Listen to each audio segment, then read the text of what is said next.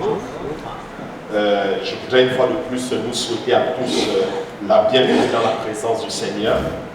Alors, le moment est venu où nous voulons écouter sa parole. Vous savez, la parole de Dieu est très, très importante. La Bible dit, il envoya sa parole et sa parole guérit son peuple. La parole de Dieu est capable de nous guérir, la parole de Dieu est capable de nous protéger, la parole de Dieu nous console, la parole de Dieu, bref, est tout pour nous. Alors, ce matin, je voudrais une fois de plus que le Saint-Esprit prenne le contrôle, parce que la Bible dit que le Saint-Esprit est le meilleur enseignant. Donc, je prie ce matin que le Saint-Esprit lui-même ouvre notre entendement, nous donne de comprendre sa parole, parce qu'il y a une différence entre écouter et comprendre. Vous pouvez, en fait, vous m'écoutez et vous pouvez ne pas me comprendre. Je parle français, vous écoutez, mais vous pouvez ne pas me comprendre. Alors ma prière ce matin, c'est que Dieu nous donne la grâce de pouvoir comprendre sa parole et que la parole qui sera libérée ce matin puisse produire du fruit dans nos vies. Alors ce matin, le titre de mon message est intitulé « Le ministère des uns envers les autres ». Je parle tout simplement du service. Le service, le ministère des uns envers les autres, qui est tout simplement le service qu'on peut se rendre les uns envers les autres à l'Église. Le ministère des uns envers les autres signifie l'acte de se servir les uns les autres et de se soutenir. Aussi simple que cela. Donc quand on parle du ministère des uns envers les autres à l'Église, c'est quoi? C'est l'acte de se servir les uns et de se soutenir. On se sert les uns les autres, on se soutient les uns les autres. Nous devons en fait nous entraider. Nous devons nous aider et prendre soin des uns des autres. C'est très très important. Nous devons tous nous édifier au niveau émotionnel et au niveau spirituel. L'Église en fait doit être un endroit de soutien émotionnel, de soutien spirituel et même de soutien financier. Nous devons pouvoir aider et soutenir nos frères, nos sœurs en Christ qui sont dans le besoin. C'est ça la mission, l'une des missions majeures de l'Église. Soutenir ceux qui sont dans le besoin. Et une telle action de notre part, bien-aimés, exige que nous établissions des systèmes de soutien biblique. Donc pour pouvoir mieux nous aider, nous soutenir les uns envers les autres, il est important d'établir les systèmes de soutien biblique à l'Église. C'est très important. Alors, il y a trois systèmes fondamentaux. Trois systèmes fondamentaux peuvent satisfaire à nos besoins personnels les plus importants. Je dis bien trois systèmes fondamentaux peuvent satisfaire nos besoins personnels les plus importants. Alors, comme leader, nous devons entraîner nos membres à se servir les uns les autres par les manières suivantes, parce que c'est ça l'une des responsabilités en tant que leader, c'est d'entraîner l'Église, c'est d'emmener les chrétiens à se soutenir les uns les autres. Amen. Et comment est-ce que nous le faisons? Nous le faisons de cette manière. Nous le faisons par des systèmes de soutien émotionnel. Ça, c'est la première manière. On se soutient les uns les autres. Par quoi? Par des systèmes de soutien émotionnel. De deux, par des systèmes de soutien financier. Et de trois, par des systèmes de soutien spirituel. Donc nous allons essayer de voir comment est-ce que ces trois systèmes de soutien doivent se manifester, doivent être mis en place à l'église. Comment est-ce que ces trois systèmes doivent fonctionner? Peut-être ce matin, on n'aura pas le temps de parcourir tous ces systèmes. Peut-être on verra juste un seul système aujourd'hui. Et le dimanche suivant, on pourra voir d'autres systèmes. Alors, bien aimé, ces systèmes, c'est la manière employée en fait par Christ. C'est la manière employée par Christ pour servir ses enfants avec amour. Tout comme Jésus adore le Père dans le ciel à travers nous, c'est-à-dire à travers nous qui sommes les membres de son corps. Jésus console les affligés en se servant de nos bras pour leur donner une accolade.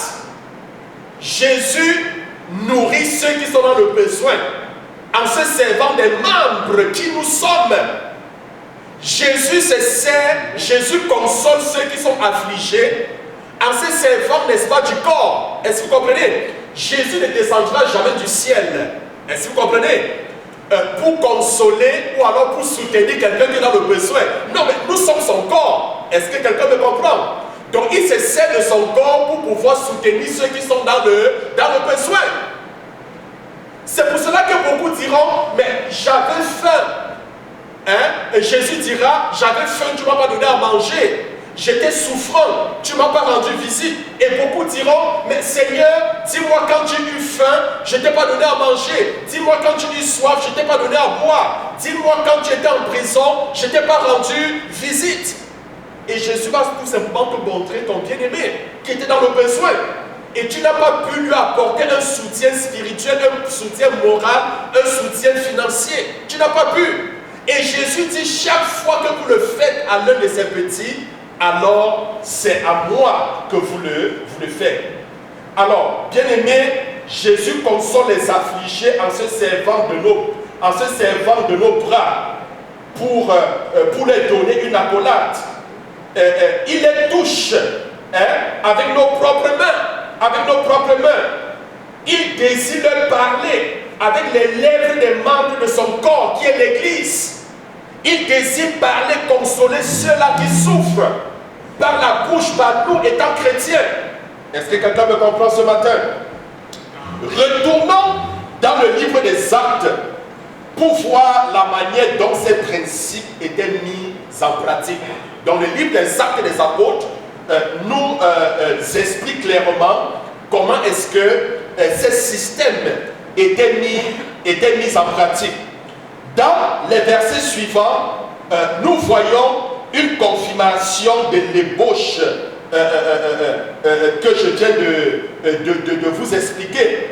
Donc, les points qui doivent être communiqués aux membres au cours de nous voyons en fait ce que je viens de vous présenter. Comment est-ce que les trois systèmes sont clairement mentionnés. Alors, nous voyons au sujet de l'Église primitive, les membres servaient le Seigneur. Les membres servaient le Seigneur. Je voudrais prendre ce passage dans Actes des Apôtres. Actes des Apôtres chapitre 2, le verset 41, le verset 46 et le verset 47. Actes des Apôtres chapitre 2, verset 41, 46 et 47.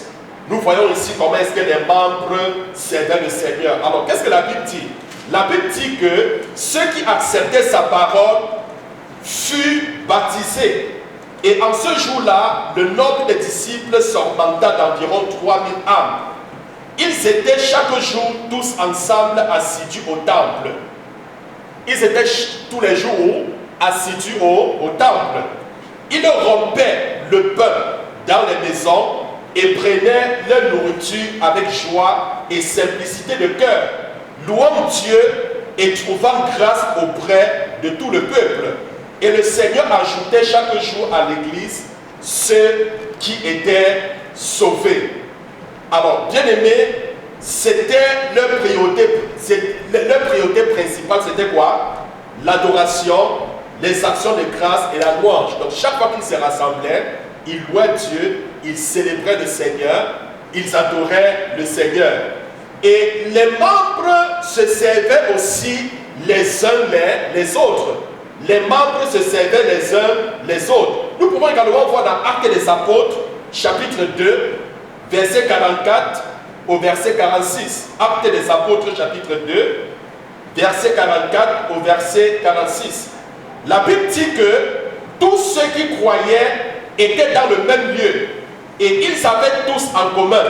Ils vendaient leurs propriétés et leurs biens et ils en partageaient le produit entre tous, selon les besoins de chacun. Ils étaient chaque jour tous ensemble assidus au temple. Ils rompaient le pain dans les maisons et prenaient leur nourriture avec joie et simplicité de cœur. La Bible dit qu'ils partageaient des repas ensemble. Ils partageaient des repas ensemble dans leur maison et personne n'avait faim ou n'était sans abri. Il n'y avait pas de sans-abri, non. Il n'y a personne qui avait faim parce qu'ils mangeaient toujours ensemble. Chacun donnait ce qu'il pouvait pour aider ceux qui étaient dans le besoin. Est-ce que vous comprenez? Chacun apportait ce qu'il pouvait pour aider ceux qui n'avaient pas. Et tout ceci était accompli avec joie. C'était accompli avec joie. C'est ensuite que le ministère pour le monde entier a commencé à se déployer à cause de leurs actions précédentes. C'est-à-dire, avant que le ministère s'étende dans le monde, ils ont d'abord commencé par les soutiens tels que la Bible nous explique. Alors, si nous prenons Acte 2, verset 43 et le verset 47, Acte 2, versets 43 et 47. La crainte s'emparait de chacun et il se faisait beaucoup de prodiges et de miracles par les apôtres, louant Dieu et trouvant grâce auprès de tout le peuple. Et le Seigneur ajoutait chaque jour à l'église ceux qui étaient sauvés. Donc, bien aimé, le ministère pour Dieu et des uns envers les autres était la source d'un témoignage pour le monde entier. Est-ce que vous comprenez? Donc la source de leur témoignage pour le monde entier, c'était, n'est-ce pas, le ministère qu'ils exerçaient les uns envers les autres. C'était ça. Et chaque jour, des nouveaux convertis s'ajoutaient à leur groupe. Donc, bien aimé, c'est une image parfaite du plan et du dessein de Dieu en action. Alors, je voudrais qu'on étudie maintenant les divers systèmes de soutien qui forment la fondation de notre ministère les uns envers les autres. Je voudrais qu'on étudie ces trois systèmes qui forment la fondation. C'est la fondation du soutien des uns envers les autres. Alors, je voudrais qu'on commence par parler du système de soutien émotionnel. Amen. C'est ça, c'est la première base, la première fondation du soutien des uns envers les autres. Donc le premier système de soutien dans notre ministère des uns envers les autres touche à nos besoins émotionnels. Touche à nos besoins émotionnels. Ces besoins sont satisfaits par des relations. Nos besoins émotionnels sont satisfaits par quoi? Par des relations. Est-ce que vous comprenez ce que je vous dis? Nos besoins émotionnels sont satisfaits par des relations. Soulignez bien le mot relation parce que c'est très très important. Nous n'avons pas été créés pour être des personnes solitaires. Dieu ne nous a pas créés pour que nous vivions dans la solitude. Est-ce que vous comprenez? Beaucoup sont malades émotionnellement parce qu'ils vivent dans la solitude. Dieu n'a pas fait l'homme pour que l'homme vive dans la solitude. Dieu dit, lorsque nous lisons Genèse chapitre 1, le verset 26, et Genèse chapitre 2, le verset 18, Genèse chapitre 1, le verset 26, et Genèse chapitre 2, le verset 18, Dieu dit, faisons l'homme à notre image. Ça c'est le Genèse 1, verset 26. Et Genèse 2, verset 18, il dit, il n'est pas bon que l'homme soit seul. Est-ce que vous comprenez? Parce que lorsque Dieu a créé le monde, il a créé les animaux, il a créé tout ce que nous voyons, mâle et femelle. Mais quand il a toujours créé deux, mais quand il a créé l'homme, l'homme était seul. Et puis Dieu lui-même s'est rendu compte qu'il n'est pas pour l'homme, qu'il n'est pas bon pour l'homme d'être seul. Il n'est pas bon que l'homme vive dans la solitude. Dieu lui-même, depuis le commencement, l'a su. C'est la raison pour laquelle il a créé la femme. C'est la raison pour laquelle il a créé un partenaire. C'est la raison pour laquelle il a mis près de lui quelqu'un avec qui il devait être en communion. Est-ce que quelqu'un me comprend ce matin? Bien-aimés, en nous conformant à l'image de Dieu, nous découvrons certaines relations. Nous avons été créés pour communier avec Dieu et les uns envers les autres. Nous avons été créés pour communier avec qui? Avec Dieu et les uns envers les autres. Retenez cela. Nous avons été créés pour communiquer avec Dieu et pour communiquer les uns envers les autres. Dieu ne t'a pas créé pour que tu sois isolé. Non. L'homme qui vit dans la solitude est malade. Émotionnellement, il est malade. Parce qu'il vit dans la solitude. Mais posez-vous la question, mais pourquoi les problèmes de maladies émotionnelles, tout ça, pourquoi aujourd'hui? Pourquoi on en trouve? Pourquoi? Surtout dans notre société. Parce que chacun est dans son coin. Chacun est chez soi. Vous allez voir quelqu'un vivre seul, il n'a jamais de visite. Quelqu'un va passer 1 mois, 3 mois, 1 an sans visite. Il vit seul. Mais comment est-ce que émotionnellement la personne ne sera pas atteinte? Comment est-ce que la personne ne sera pas malade? C'est pour cela que vous allez voir, les gens vont prendre les antidépresseurs, les gens vont prendre ces choses. Pourquoi? À cause de la solitude. À cause de la solitude. Tel n'est pas le plan de Dieu pour l'homme. Est-ce que quelqu'un me comprend ce matin? Donc, nous avons été créés pour communier avec Dieu et les uns envers les autres. Nous devons nous aimer les uns les autres. Nous devons nous aimer les uns les autres. Sans cette relation fondamentale, je dis bien, sans cette relation fondamentale, nous sommes incomplets. L'homme qui n'a pas de communion avec Dieu, l'homme qui n'a pas de communion envers les autres, il est incomplet. Il y a toujours un vide dans ta vie. Toujours un vide. Tu es incomplet. Tu as besoin pour être complet d'une relation avec Dieu et d'une relation, n'est-ce pas, envers les autres. Ceci n'est pas bon, bien-aimé, lorsque l'homme est seul. Ce n'est pas bon. Nous avons beaucoup besoin des uns des autres. Nous avons besoin des uns des autres. On ne se suffit jamais seul dans la vie. On a toujours besoin de quelqu'un. Toujours, toujours. C'est la raison pour laquelle la Bible dit 2 valent mieux que 1. La Bible dit malheur à celui qui est seul. Malheur à celui qui est seul. Parce que lorsque tu es seul, quand tu tombes, mais qui va te relever? Il n'y a personne pour te relever.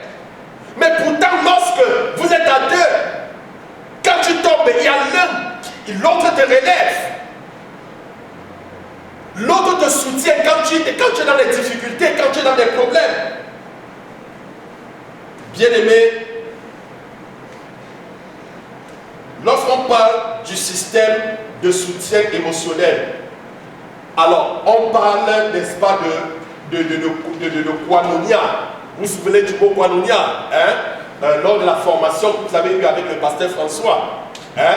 Il parlait de koinonia. En fait, le mot grec pour communion fraternelle est koinonia. Est-ce que vous comprenez? Le mot grec pour communion fraternelle, c'est quoi? C'est koinonia. Koinonia, c'est K-O-I-N-O-N-I-A. Koinonia. Donc c'est le mot grec utilisé pour communion fraternelle. Donc ce mot en fait signifie quoi? Lorsqu'on parle de communion fraternelle, qu'est-ce que ça signifie? Ça signifie partager la vie ensemble. Koinonia, c'est quoi? Partager la vie ensemble. Ça veut dire avoir un intérêt commun. Avoir un intérêt commun. Voilà les deux éléments qui caractérisent Koinonia. Partager la vie ensemble et avoir un intérêt commun. La vie que nous partageons, en fait, c'est la vie de Jésus-Christ. Amen. Parce que lorsque je parle de Koinonia comme partager la vie ensemble, partager la vie ensemble, quelle est la vie qu'on partage ensemble? C'est la vie de Christ qu'on partage ensemble. Est-ce que vous me comprenez? Donc la vie que nous partageons est celle de Christ en nous. La vie de Christ en nous. Parce que la Bible dit celui qui croit au Fils a la vie. Donc toute personne qui croit en Jésus a la vie de Christ en lui. Et c'est cette vie que nous partageons envers les uns envers les autres. Donc la vie que nous partageons est celle de Christ qui est en nous.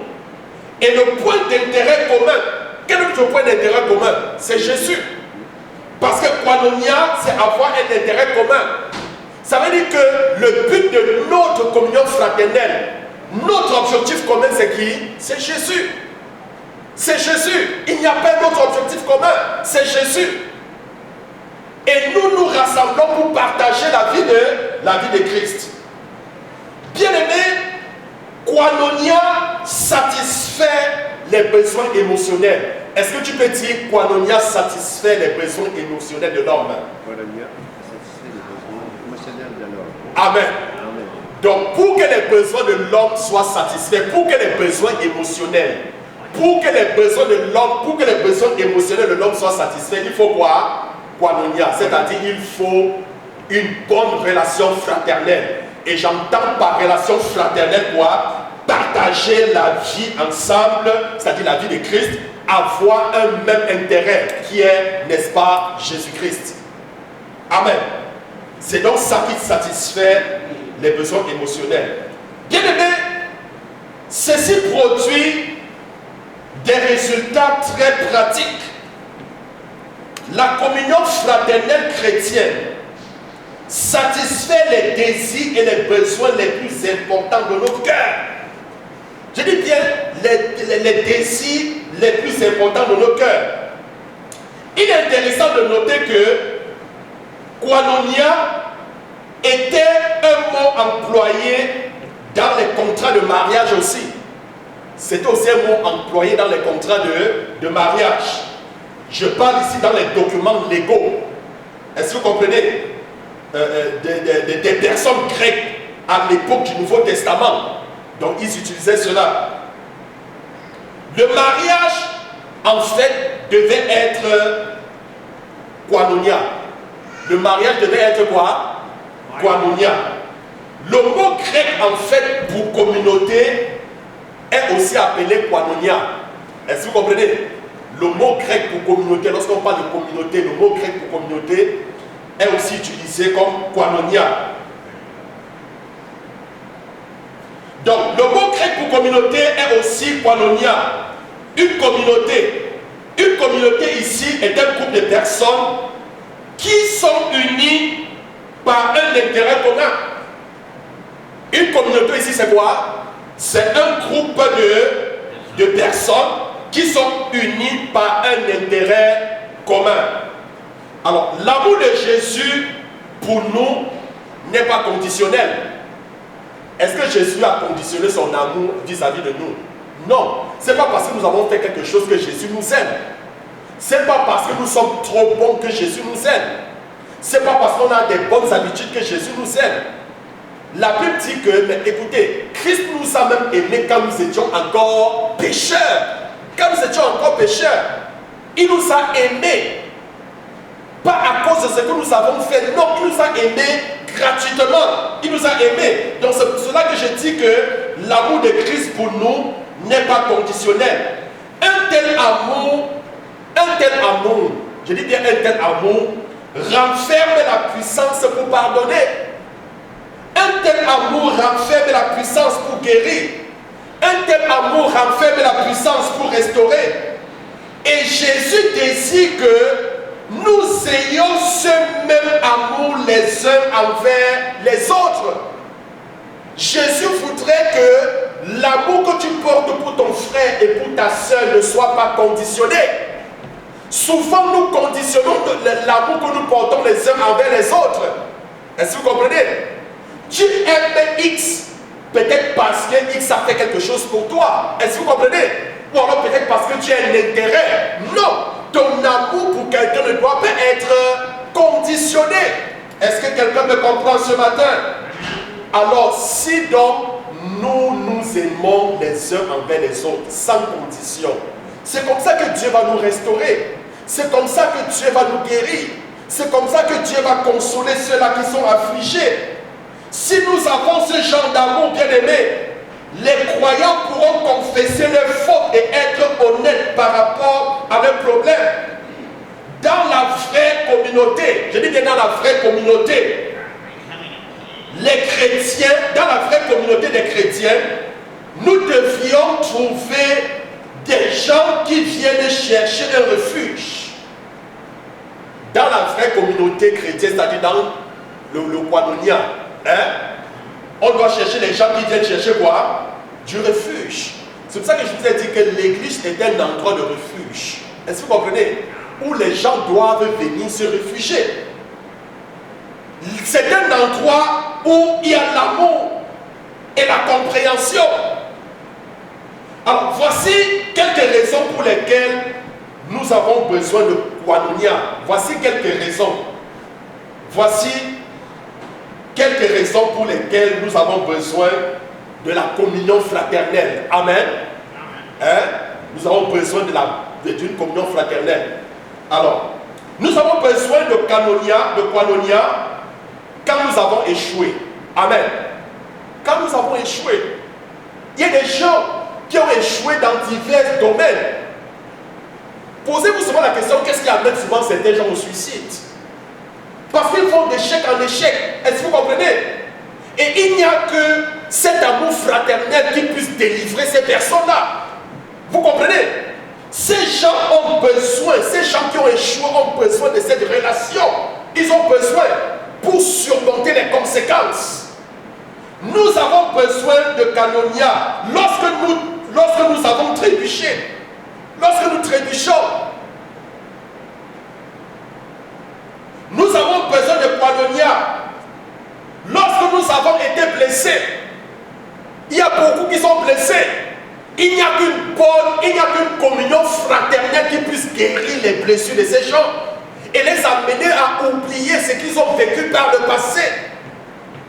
Est-ce que quelqu'un me comprend ce matin?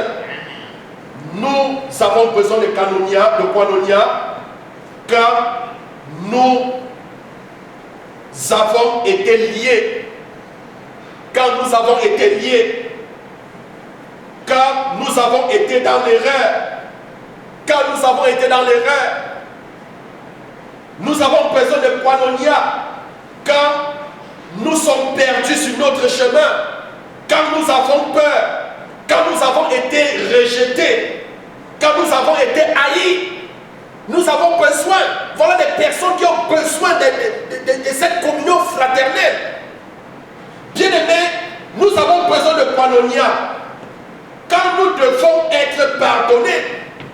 Il y a des personnes qui ont besoin du pardon parce que ces gens ont commis des actes atroces. Ces gens ont péché, ils ressentent un besoin de pardon.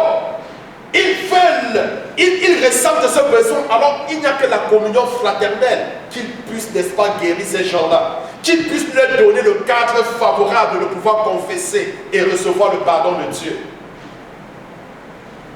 Nous avons besoin de Koinonia lorsque nous devons être soutenus. Il y a des gens qui ont besoin de soutien. Soutien de tout genre, parce que je parle de soutien, il n'est pas seulement spirituel, il peut être émotionnel. Ce soutien peut être même financier. Amen. Nous avons besoin de Koinonia lorsque nous devons être guéris. Lorsque nous devons être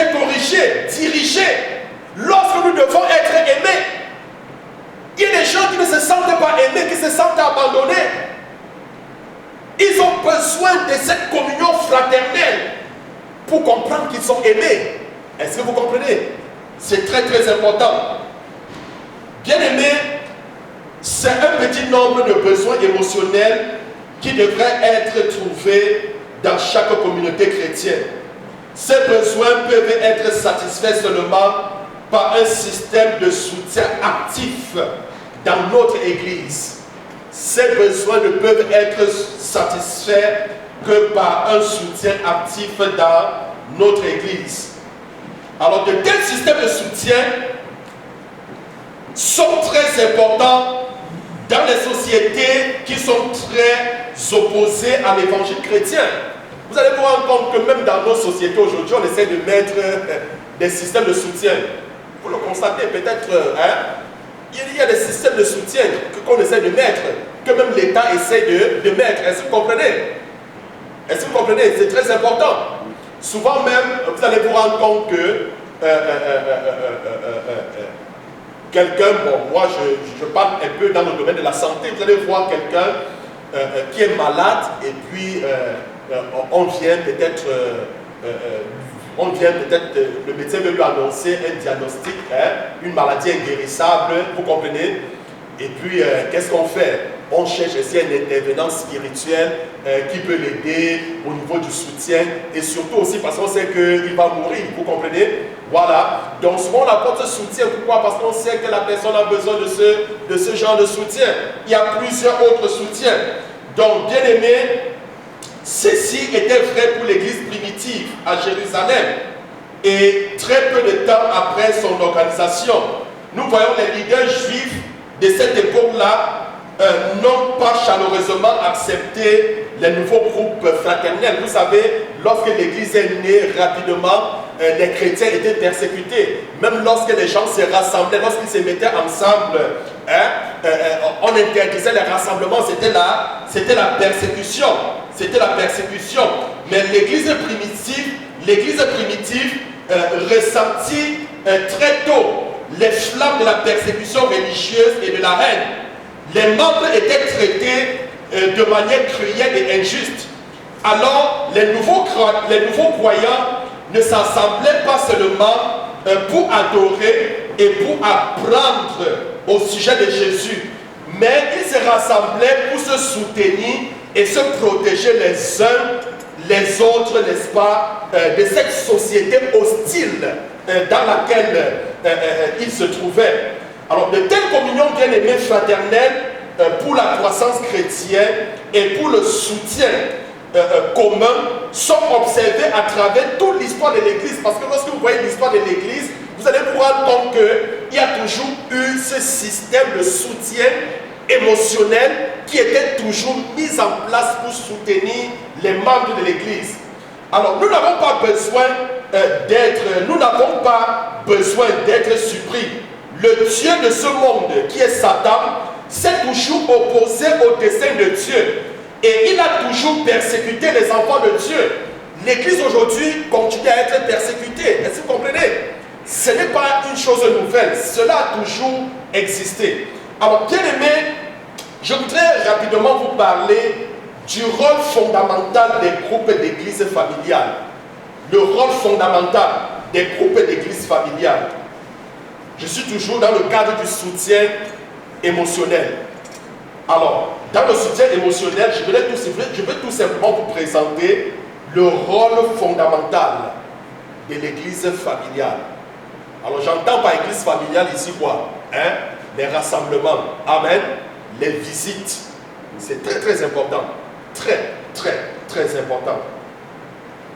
Alors, comme rôle fondamental, je vais d'abord vous parler, je vais vous parler du soutien pratique et je vais vous parler aussi du contact personnel. Le soutien pratique et le contact personnel. Je vais d'abord commencer par vous parler du soutien pratique. Alors, la manière pratique dont l'église primitive soutenait ses membres était par une communion fraternelle dans leur maison. Comment est-ce que l'église primitive soutenait émotionnellement les membres? Il le faisait comment? Mais par les visites dans les maisons. Il visitait les membres. ils se déplaçaient, ils visitaient les membres. Mais ici, on va se rendre compte qu'aujourd'hui, dans nos communautés, on se rassemble. X ne connaît pas la maison de Y ne connaît pas la maison de Z. On ne connaît pas, où nous habitons. Non, on ne connaît pas. On ne connaît pas. Lorsque une bien-aimée ou un bien-aimé n'est pas présent à l'église, on ne cherche pas à savoir, mais qu'est-ce qui est arrivé à notre bien-aimé? Peut-être, il a même appelé, il a dit qu'il était malade. Il a dit qu'il est malade. Mais le soutien émotionnel voudrait que on se rende chez ce bien-aimé pour lui dire que nous avons appris que tu es malade. Nous sommes venus prier avec toi. Juste ta présence, juste notre présence apporte au moins déjà 60% de la guérison. Est-ce que vous comprenez?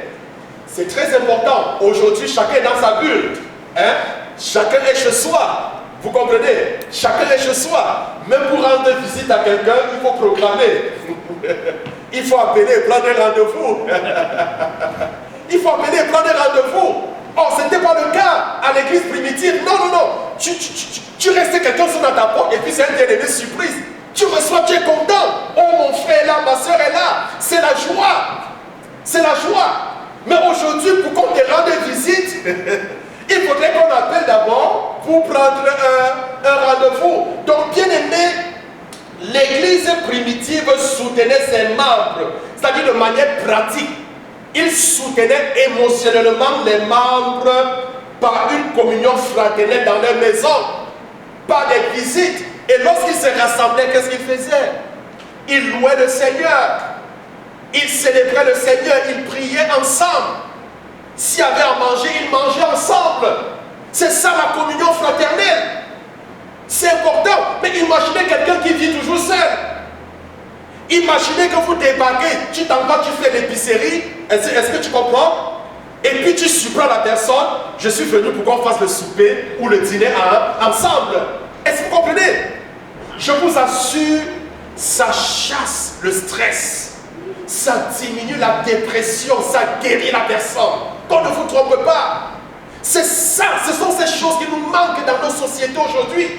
C'est ça qui manque à l'église. Et l'église est un lieu de soutien émotionnel. Ça, ne l'oubliez pas. Ne l'oubliez pas. Quand vous voyez comment est-ce que les chrétiens primitifs, mais qu'est-ce qui explique leur santé émotionnelle? Qu'est-ce qui explique? Il y avait justement ce soutien. Ce soutien qui était présent. Donc apprenons à nous rendre visite les uns les autres. C'est très important. Apprenez à rendre visite. Apprenez. Si, écoutez, tu n'as pas besoin de m'appeler pour prendre rendez-vous pour venir chez moi. Est-ce que vous comprenez? Je serais très heureux de devoir me surprendre. Est-ce que vous comprenez? Je serais très heureux. Très. Je serais très heureux. La Bible dit, il est beau, il est doux, il est agréable aux bien-aimés de demeurer ensemble. C'est quelque chose de beau, c'est quelque chose d'agréable, bien-aimés, lorsque nous demeurons ensemble. Donc apprenons à faire ceci, bien-aimés. Nous pouvons décider d'aller en groupe.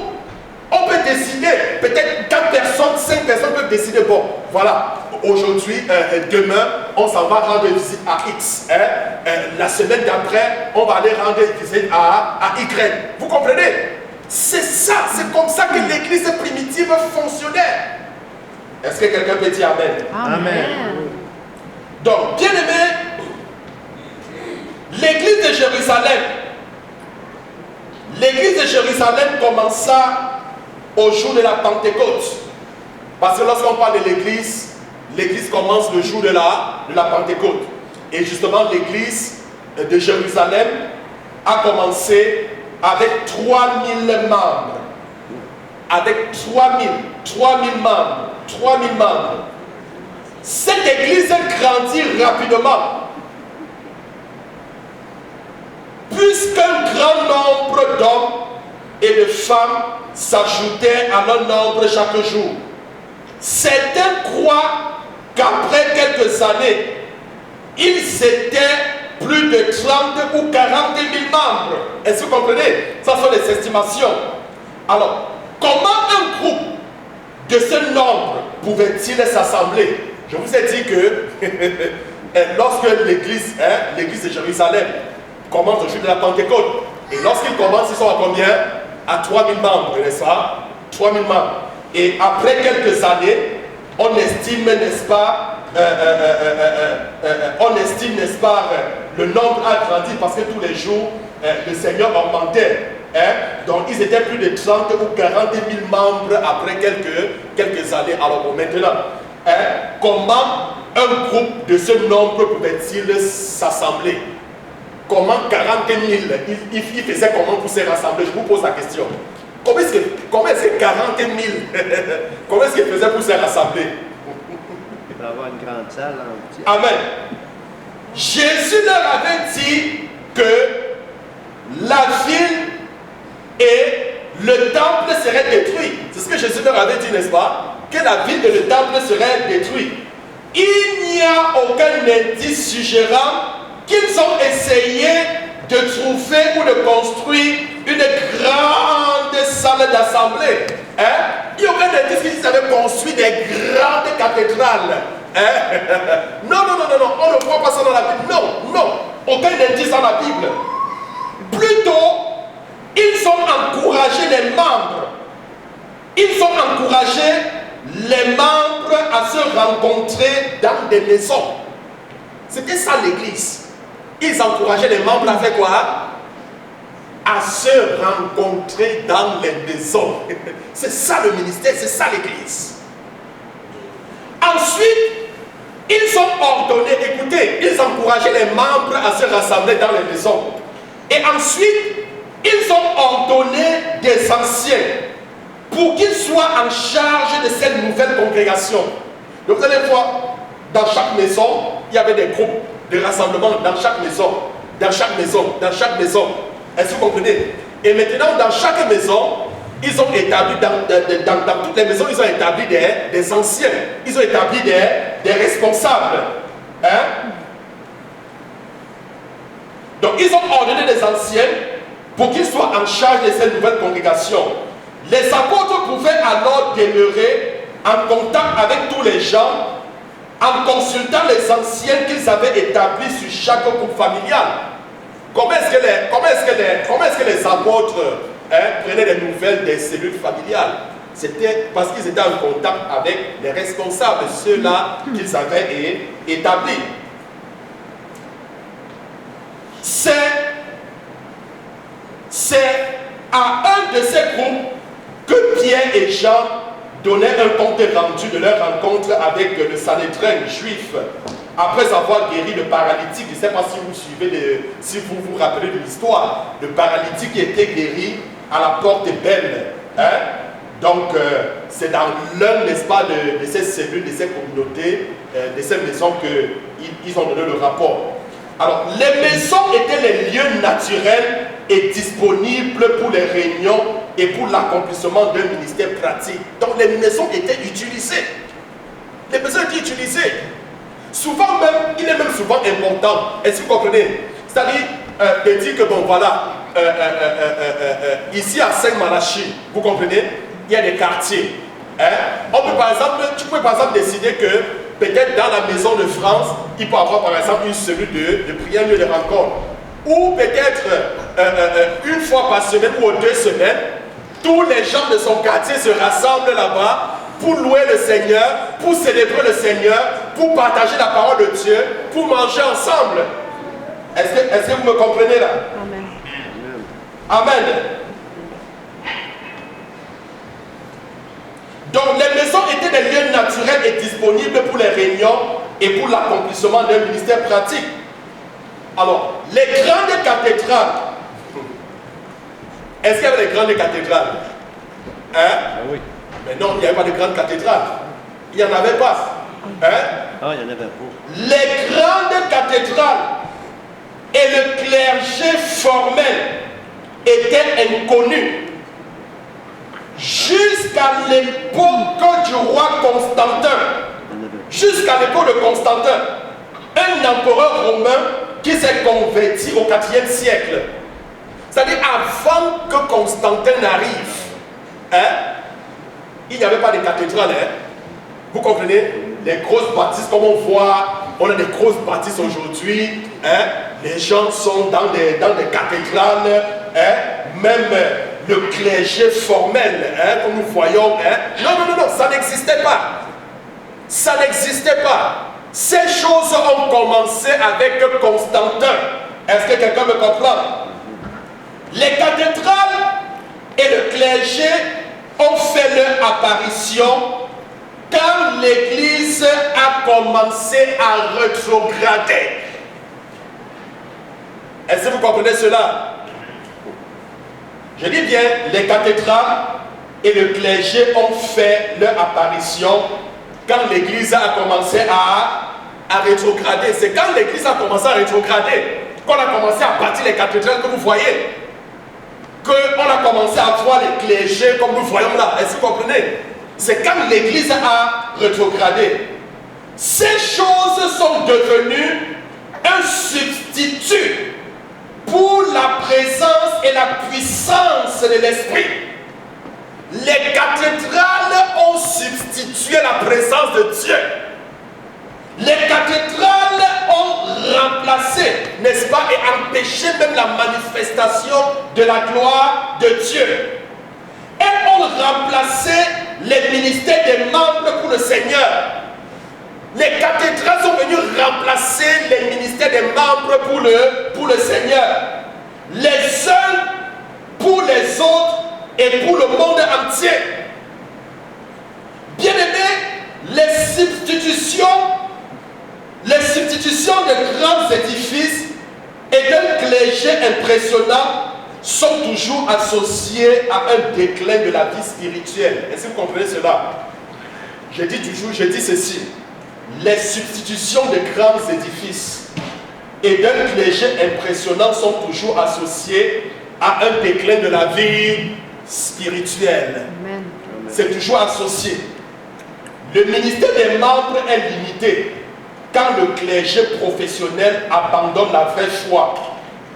L'accent personnel est perdu et les besoins émotionnels pour l'amour et l'acceptation ne sont pas satisfaits.